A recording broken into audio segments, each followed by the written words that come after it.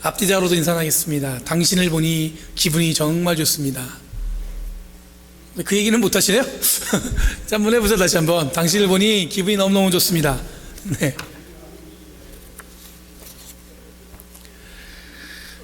여러분, 예레미야 말씀은 제가 몇 번 자주 나왔던 말씀 중에 하나인데, 특별히 오늘 이 말씀을 통해서 하나님께서 우리에게 주시는 귀한 이야기들이 우리 가슴에 깊이 새겨지기 원합니다.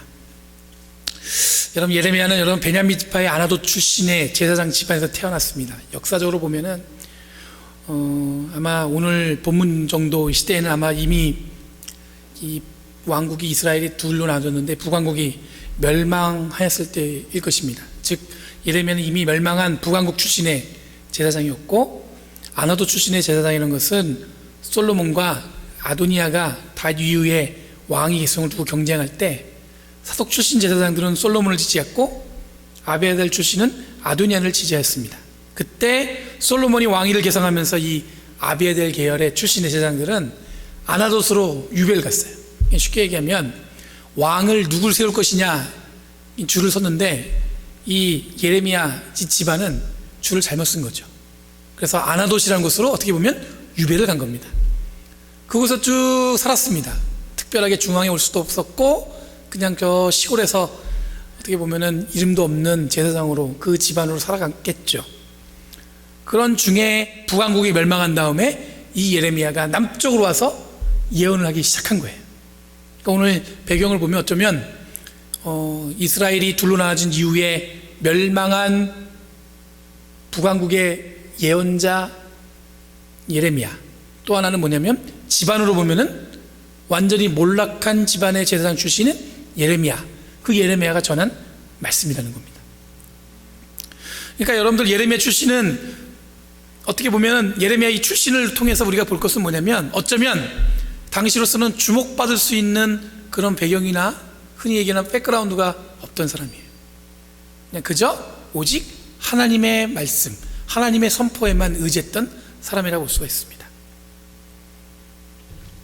여러분, 또 다른 역사적 배경은 남왕국을 요시야 왕이 통치할 때부터 요시야 왕, 여호야김, 시드기야가 통치할 때까지 꽤 오랫동안 이 예레미야가 활동을 하였는데, 아마 이 예언 활동할 동안에 이 예레미야가 갖고 있었던 그 어떤 그 문장, 이야기들은 보통 하나님께서 대신 예레미야를 통해서 무엇을 잘못했고 무엇이 문제인지에 대해서 아마 자세하게 이야기했을 것 같아요.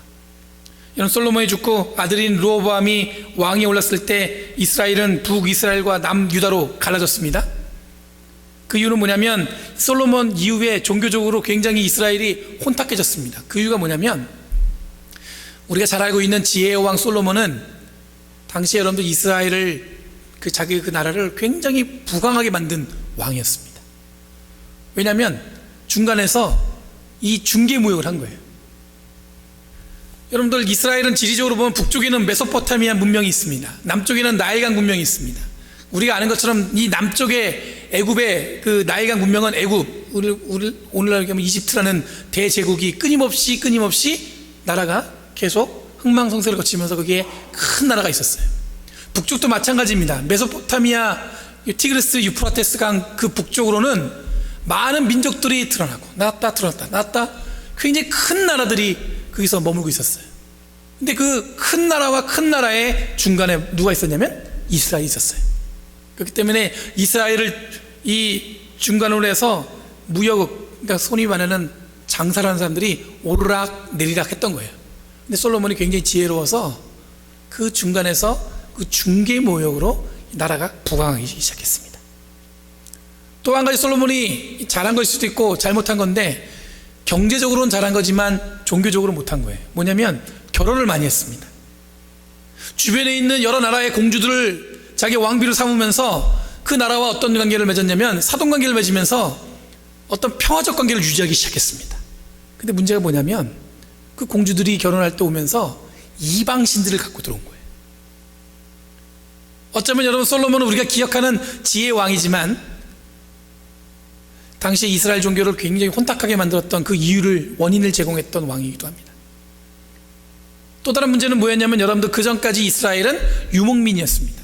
양을 키우거나 여러분들 어떻게 목초 지역을 다니면서 이렇게 키우는 농업과 어떻게 보면 목초를 유목생활하는 것이 굉장히 중요한 어떤 산업 기반이었어요. 근데 솔로몬으로 하여금 이 경제적 기반이 완전히 바뀌게 만들어 버렸어요. 뭘로 바뀌었냐면 이 무역이라는 새로운 경제 관념이 이스라엘에 생기기 시작했습니다.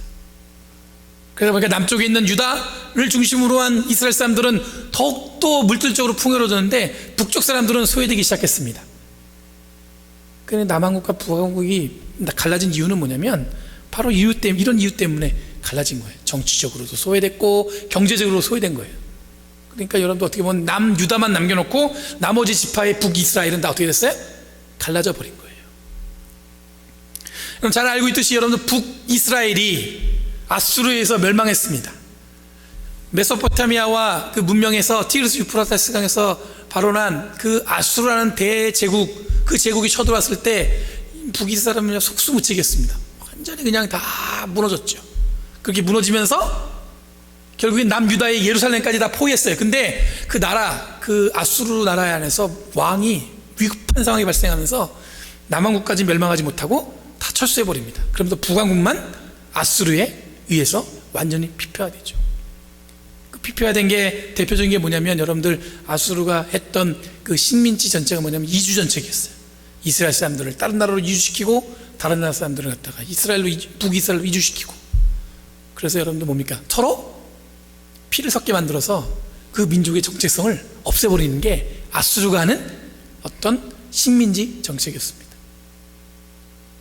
우리는 잘 모르지만 여러분들 일제도 우리 대한민국이 조선을 갖다가 식민지로 삼았을 때 그들이 한 일이 뭐냐면 조선 사람들을 갖다 이주시키는 거였습니다. 만주로 이주시키고요, 일본으로 북쪽으로 이주시키고, 여기저기 이주시켰고, 일본 사람들을 또 한국에, 조선에 이주시켰습니다. 그게 대표적으로 식민지 어떤 그 나라를 다스리기 위해서 하는 정책이, 대표적인 정책이 바로 그런 거예요. 그럼 이후에 시간이 한참 질려서 요시야 왕이 왕으로 등극했습니다. 이 사람은 성경에 보면 굉장히 훌륭한 왕으로 기록하고 있습니다. 그 이유가 뭔지 아세요? 이분은 성전을 열심히 고쳤습니다. 그리고 지방에서 이방 신들을 섬기는 그 이방 그 성전들을 갖다 다 부셨어요. 그리고 중앙에 있는 예루살렘 성전만 딱 남겨뒀어요. 그 성전을 고치는 순간에 위에 천장을 뜯어냈는데 그 천장에서 두루마리가 떨어진 거예요. 그게 뭐냐면 신명기 법전이었습니다. 하나님께 어떻게 예배드리는지, 하나님께 어떻게 우리가 예배자로서 어떻게 섬겨야 되는지가 잘 적혀 있었습니다. 그걸 보고 요시야 왕은 종교개혁을 진행했습니다. 그런데 여러분들, 요시야 왕이 이집트와 전쟁에서 전사하고 맙니다. 그러고 나서 이후에 이어지는 왕들이 여호와김과 시드기야가 하나님 앞에 굉장히 패역한 왕으로 기록되어지고 있어요. 계속 하나님께 잘못하는 왕으로 등장합니다. 이스라엘 늘 북쪽의 나라 아수르와 바벨론, 그리고 남쪽의 나라 이집트에 의해서 늘 중간에 어느 편에 들어갈지 결정하는 정치적 선택이 있었습니다. 이번에는 이쪽 편을 들어야 되나, 이번엔 저쪽 편을 들어야 되나. 마치 이것은 여러분들 대한민국이 거쳐있는 예전에 그 처음에 조선 말기에 그 열강에 둘러싸였던 그때의 분위기가 같아요. 오늘은 청나라에 의지해야 되나, 러시아에 의지해야 되나, 일본에 의지해야 되나. 제가 성경을 보면서 많은 걸 느끼는 게 뭐냐면, 이게 한국, 우리 조선하고 어떻게 보면 대한민국이 갖고 있는 어떤 그런 분위기하고 비슷한 게 많구나. 늘 그들은 선택해야 했습니다. 어느 쪽에 선을 대야 되는지. 하나님을 믿고 하나님의 백성이지만 그들이 늘 했던 건 뭐냐면, 어떻게 하면 자기네가 잘 보존되었을 수 있는지를 갖다가 관심을 갖고, 오늘은 이 나라에 붙어서 얘기할 것인가, 오늘은 이 나라에 붙어서 얘기할 것인가. 늘 그런 걸 고민했다는 겁니다. 이런 배경 속에서 예레미야가 예언을 시작했습니다. 특히 요시야 이후 여호와김과 시드기야가 통치할 때 가장 활발하게 예언 활동을 했습니다.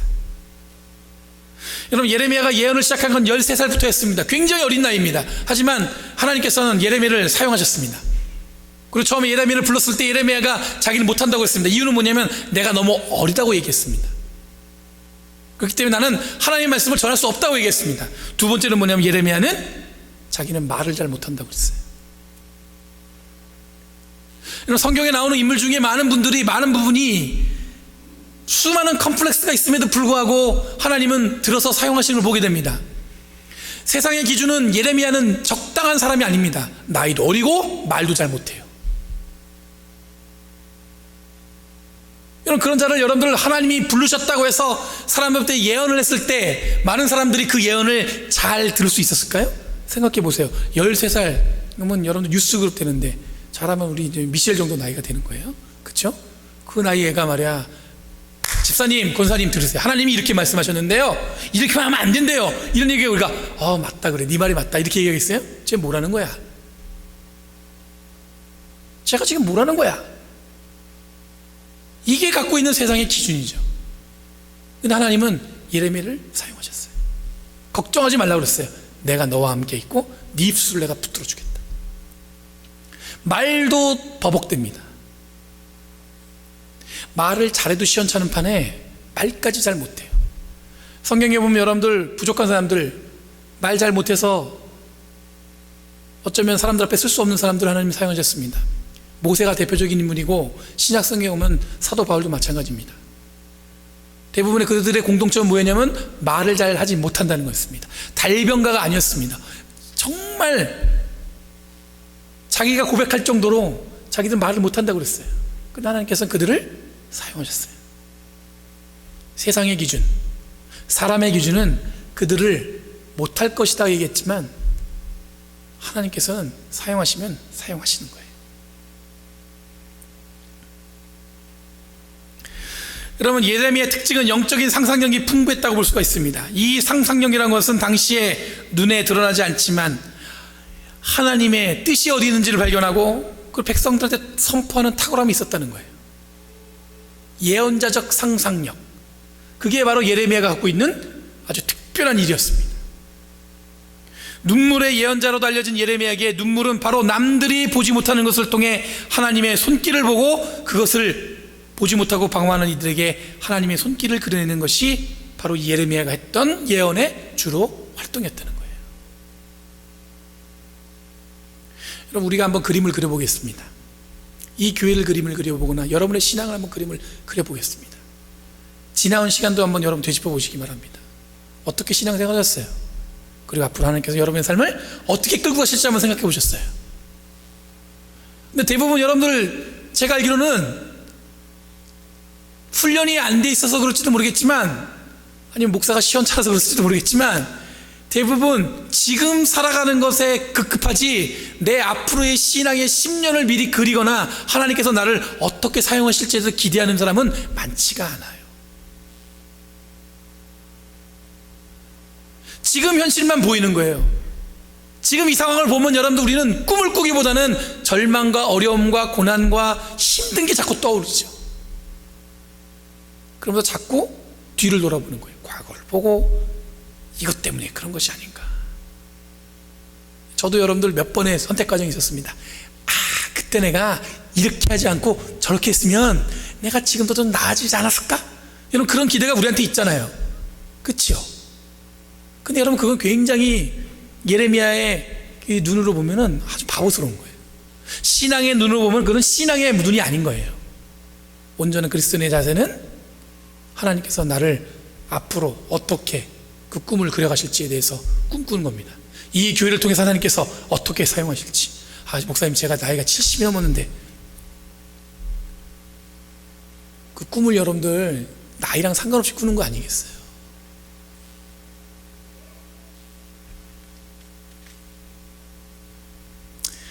여러분, 오늘 이 말씀은 토기장이가 등장합니다. 2절에 보니까 하나님께서 예레미야에게 어서 토기장이 집으로 내려가라고 말씀하셨습니다.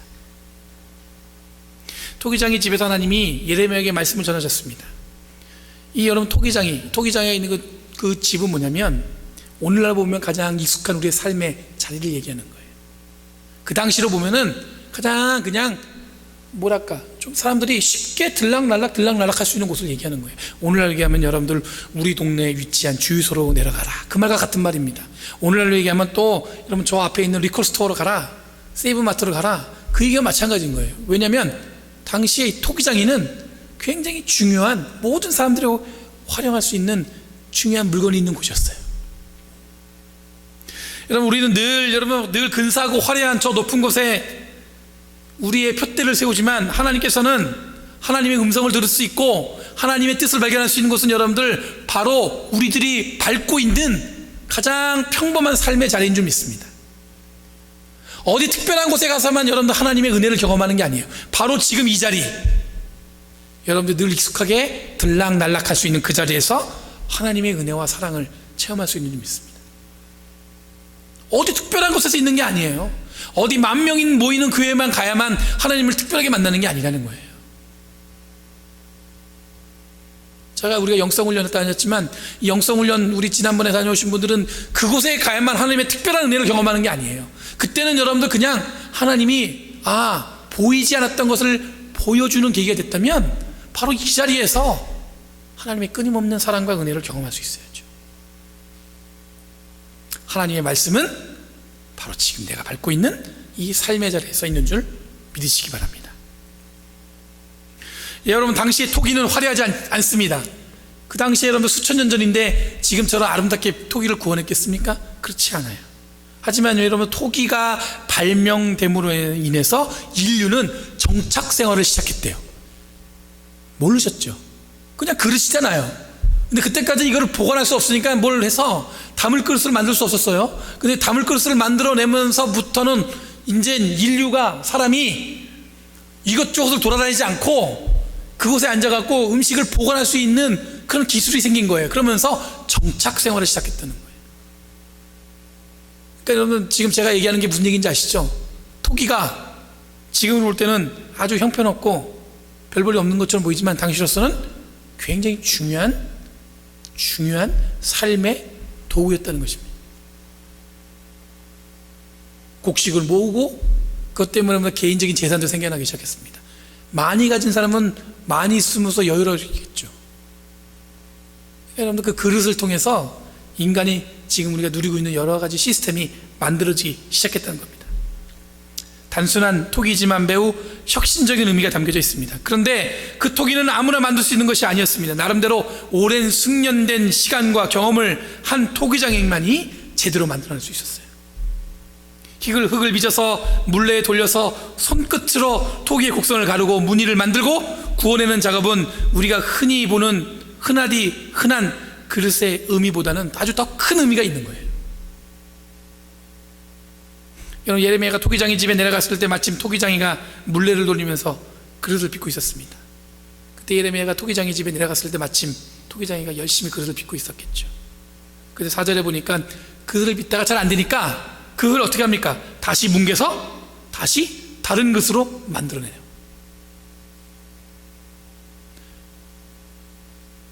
한 번에 여러분도 완벽하게 되면 좋은데 막 토기장을 만들다가 안 돼요, 잘.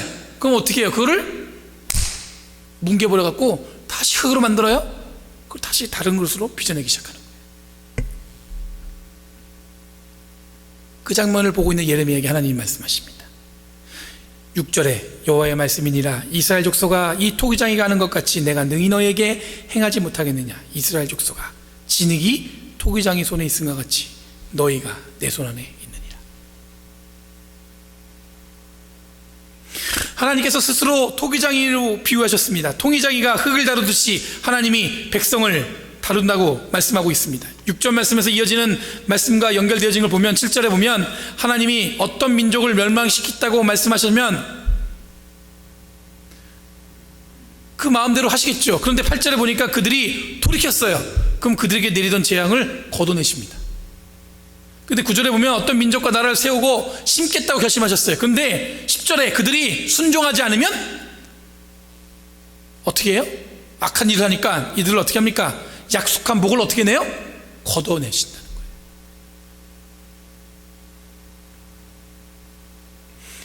쉽게 얘기하면 여러분, 심판이 예상된 민족이 돌아서고 회개하니까 구원받았고, 구원받을 것이라고 확신했던 그 민족이 끝까지 변하지 않고 악행을 저지르니까 그 결국 어떻게 된다는 거예요? 심판에 이르게 됐다는 거예요. 여러분, 하나님의 심판의 논리는 간단합니다. 아무리 선택받았어도 돌아서지 않으면 소용이 없다는 거예요. 그리고 선택되지 않았어도 돌아서면 구원받을 수 있다는 겁니다. 이게 하나님이 갖고 있는 심판의 논리입니다. 그런데 앞서서 하나님의 토기장이와 같다고 말씀하셨어요. 토기장이처럼 그릇을 빚듯이 백성을 다룬다는 거예요. 그러니까 여러분들, 우리가 어쩌면 잘 빚어지다가 잘 안 만들어졌어요. 하나님은 그걸 어떻게 해요? 그냥 뭉개서 다시 만들어 가신다는 거예요. 하나님의 구원의 논리는 간단합니다. 나는 선택받았어. 그래, 나는 구원받을 거야. 하나님께서 나를 사랑하시니까. 그런데 삶은 영 엉망이에요. 그런 자는 여러분들 멸망에 이를 수 있다는 거예요. 대신에 삶은 엉망이에요. 근데 이가 어느 순간에 깨달았어요. 이렇게 살면 안 되겠구나. 하나님 잘못했습니다. 제가 회개합니다. 하나님께 돌아갑니다. 용서해 주세요. 이러면 여러분, 하나님께 어떻게 하신다고요? 구원에 이르게 하세요. 여러분, 그 기본적인 논리가 있는 거예요. 그런데 여러분들 여기 하나 더 더하면 뭐냐면, 하나님이 토기장이처럼 우리를 만들어 가시는 거예요. 근데 여러분들 그 만들어 가다가 잘 안 만들어지면 어떻게 돼요? 뭉개버려요. 그리고 집어 던져버려요. 근데 그걸 집어 던져서 버리는 게 아니라 그걸 다시 가져다가 다른 것으로 빚어 가신다는 거예요. 이게 바로 은혜예요. 우리는 흔히 심판과 구원만 딱 생각하지만 하나님께서는 뭡니까? 우리를 만들어 가신다는 거예요. 하나님이 토기장이와 같고 그 흙덩이가 백성 같다는 것은 결국 인내하시면서 제대로 된 그릇이 될 때까지 뭉개고 다시 빚으신다는 거예요. 잘 될 때까지 뭉개고 다시 빚으신다는 거예요. 오늘 예레미야가 선포해야 될 말씀은 바로 이겁니다. 나는 이미 구원받았어. 이런 교만한 자들에게 구원 못 받을 수 있다는 얘기도 하고, 나는 안 될 것 같아요. 하지만 하나님, 제가 잘못했어요. 그런 자에게는 하나님 구원받을 수 있다고 얘기하는 거고, 또 한 개 더 중요한 건 뭐냐면, 하나님은 끊임없이 다루고 가신다는 거예요. 하다가 안 되면 뭉개고, 하다가 안 되면 뭉개고, 하다가 안 되면 뭉갠다는 거예요. 그리고 계속 만들어 가신다는 거예요. 하나님이 예레미야를 부실 때 하나님이 예레미야를 지었다는 표현을 썼습니다. 내가 너를 모태에서부터 지어냈다. 막 예레미야가, 저는 하나님 말도 못하고 왜 나이도 어린데 어떻게 합니까? 그랬더니 하나님께서 말씀하시길, 내가 너를 모태에서부터 지어냈다. 그 지어냈다는 사용한 단어가 뭐냐면 야짜르라는 단어입니다. 히브리어로 야짜르. 그런데 여러분, 토기장이로 번역된 이 토기장이는 히브리어로 요제르입니다. 약간 비슷한 느낌이 나죠? 여러분, 토기장이를 번역되긴 했지만 지어내다는 야짜르의 현재 분사예요. 지어냈다는 말에 현재 분사로 요제르란 말로 토기쟁이라는 이름을 사용했다는 겁니다. 그러니까 여러분, 요제르라는 말은 다른 말로 하면은 계속해서 만들어 가심을 뜻하는 거예요. 계속해서. 그러니까 토기장이의 정체성은 뭡니까? 계속 만들어가는 사람, 만들어가는 사람.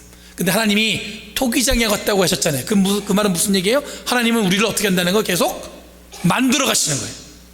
끝난 게 아니에요. 하나님, 목사님, 저는요 신앙생활 몇 년 했는데도 끊임없이 신앙이 바뀌지 않아요. 그렇지 않아요. 하나님은 여러분들을 계속 만들어 가신다. 그걸 모르면 문제인 거지.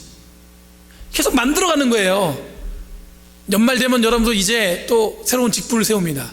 지난번에 제가 몇 분한테 집사님 되셔야 됩니다. 집사 직분 주냈더니 전 아직 멀었어요. 그러는데 그렇게 생각하지 마세요. 하나님은 계속 어떻게 해요? 만들어 가시는 거예요. 완벽한 사람이 어디 있습니까?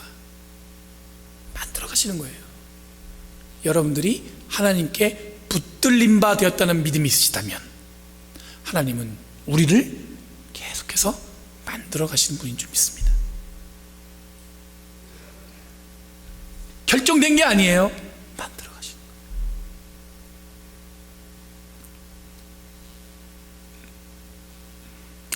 더 중요한 건 잘 안 되면 가차없이 흙덩이로 만들어 보시죠. 근데 그래서 끝나는 게 아니라 다시 다른 모습으로 만들어 가죠. 여러분, 신앙생활 하면서 오랫동안 믿음 가졌다는 거 자랑할 만하죠. 그렇죠? 오랫동안 저는 평생 모태 신앙입니다. 좋은 것입니다. 그 안에서 여러분 함께 교제하고 복되게 사는 것이 얼마나 좋겠습니까? 저희 교회도 보니까 20년 됐어요. 그렇죠? 21년 되고 이제 어떻게 보면 교회로 성년이 된 건데, 신앙생활 하다 보면 여러분, 교회 안에서 늘 평화만 있는 게 아닙니다. 갈등도 있고 분란도 있고 싸움도 있고 실망도 있고 상처도 있습니다. 근데 거기서 끝이 아니에요. 하나님은 계속해서 우리를 만들어 가시는 거예요. 이 교회 또한 하나님께서 계속 만들어 가시는 거예요. 그 만들어 가심 속에서 김규현 목사라는 사람이 이 교회에 파송돼서 왔어요. 또 만들어가다가 다른 어떤 목사가 필요하면 다른 분이 파송되겠죠. 그러니까 여러분, 우리가 기본적으로 갖고 있어야 될 건 뭐냐면, 지나간 시간에 파괴되고 소외되고 뭉개진 것은 더 이상 마음에 둘 필요 없으시고, 하나님께서 앞으로 우리를 어떻게 만들어 가실 것에 대한 기대와 소망을 가시자는 얘기예요. 내가 20년 예수 믿어봤더니 똑같더라, 그렇게 얘기하시면 안 되는 거예요. 끊임없이 우리를 만들어 가신다는 기대와 소망이 있으시다는 거예요. 기대되지 않습니까? 나를 어떻게 만드실까? 하나님이 이 교회를 어떻게 만드실까? 목사만 혼자 막 가슴이 막 둥강둥 뛰면 안 되고, 여러분들 뛰어야 되는 거예요. 어떻게 만드실까? 이 교회를 어떻게 만드실까? 여러분들, 굉장히 무거운 주제가 되어버린 여러분들, 세월호 한국에서 2년 전에 벌써 침몰해서 그랬죠. 그게 어떻게 하다 보니까 정치에까지 휘말렸는데, 뭐 그런 거에 관심이 없어요. 근데 안산에서 목회하는 목사님이, 제가 아는 분이 계신데, 그 목사님이 이제 그렇게 페이스북에 글을 올리셨어요. 자기네가 이렇게 교회에서 잘 어릴 때부터 잘 키워낸 거예요. 그 가족들도 다 교인이에요. 근데 애가 이렇게 배를 타고 가다가 세월에서 죽은 거예요. 근데 그 남동생이 5살짜리가 있는데, 걔가 목사님한테 와서 어느 날 그러는 거예요. 이렇게 얘기하는 거예요.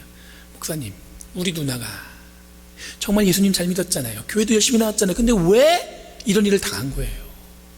그러니까 목사님이 갑자기 그 얘기를 딱 듣는 순간에 초등학교 5학년짜리가 그런 질문을 하니까 가슴이 팍 막히면서 뭐라고 할 말이 없더라는 거예요. 가만히. 그래서 전한 말이 뭐냐면, 하나님께서 그래도 너 누나를 많이 사랑하실 거야, 근데 이렇게만 하고 나온 건데, 그 대답이 자기는 아직 못마땅한 거예요. 왜냐면 자기도 질문인 거예요. 계속 질문인 거예요. 이게 뭘까? 살아가면서 여러분들 대답할 수 없는 어느 큰 벽에 부딪혀갖고 더 이상 내가 앞으로 갈 수 없을 것 같다는 그런 생각이 들 때가 있습니다. 내가 이 벽을 넘어갈 수 있을까 과연? 그냥 내가 더 주저앉아 버릴까? 내 삶은 여기서 끝난 것이 아닐까? 그런 절벽 가운데 내가 딱 부딪혀서 더 이상 넘어갈 수도 없고 뒤로 갈 수도 없는 그런 상황에 부딪혀 붙는 계시죠. 그 막막함. 예수 믿는 사람들도 똑같이 그 막막함에 노출되어 있어요. 제가 오늘 혹시 그런 분들이 계시다면 제가 위로를 드리면, 그 막막함 속에서도 하나님은 늘 함께 하셨다는 것. 하나님께서 늘 그리고 우리를 만들어 가신다는 것. 그 순간에 혹은 우리가 잘 빚어지다가 안 되니까 흙으로 뭉개는 순간일 수도 있다는 것. 그리고 여러분들, 시간이 지나가면, 저는 어른들이 이런 얘기 많이 했어요. 이 또한 지나가리라. 맨날 그 얘기 들었는데 저는 그게 참 별로 와닿지 않았어요. 근데 저도 오늘 그냥 그거에 얹혀서 말씀드리면, 그 시간이 지나버리면 하나님께서 또 다르게 빚어가실 줄 믿습니다. 오늘 4월 10일 부활 이후의 셋째 주일입니다. 예수님께서 이 땅에 오셨을 때, 그리고 복음을 전하고 부활의 기쁨을 우리가 맞았을 때, 십자가의 순간이 여러분 어쩌면 모든 믿는 자에게 절벽이었는데, 그 절벽을 넘어섰고 그 절벽을 우리가 기뻐하고 있지 않습니까? 그렇게 변화되었던 것처럼 하나님은 끊임없이 우리를 만들어가는 줄 믿습니다. 개인적으로 신앙에 어떤 진보가 없는 분들은 좌절하지 마시고, 하나님께서 그 마음을 만져가심으로 하나님 은혜 가운데 깊이 들어갈 수 있는 그런 은혜의 순간, 그 과정이 있다는 것을 기억하시며 살아가는 저와 여러분 되기 원합니다. 이 교회 또한 하나님이 사랑하셔서 하나님께서 늘 주목하시고 이 교회를 통해서 기뻐 예배받으신다는 것을 여러분 기억하시면서, 정말 하나님께서 꿈꾸고 그 안에서 갖는 비전들이 잘 이루어질 수 있도록 우리를 사용하신다는 것을 기억하시는 저와 여러분들이 간절히 바랍니다. 기도하겠습니다. 거룩하신 주님, 감사합니다. 오직 주님의 은혜와 사랑 가운데 있게 해주심을 감사드립니다. 저희들의 간절한 기대, 간절한 소망 가운데 있게 하여 주시옵고, 오늘 하나님께서 토기장이의 모습으로 우리를 다루시고 우리를 새롭게 빚어가신다는 것을 우리가 기억하게 하도록 주여 인도하여 주시옵소서. 새로운 모습, 새로운 마음, 새로운 소망들을 품어주시고 믿사오며, 하나님, 저희는 다만 주님이 사용하시는 온전한 도구로 이 땅을 살아갈 수 있도록 주여 인도하여 주시옵소서. 감사드리며 예수님의 이름으로 기도드리옵나이다.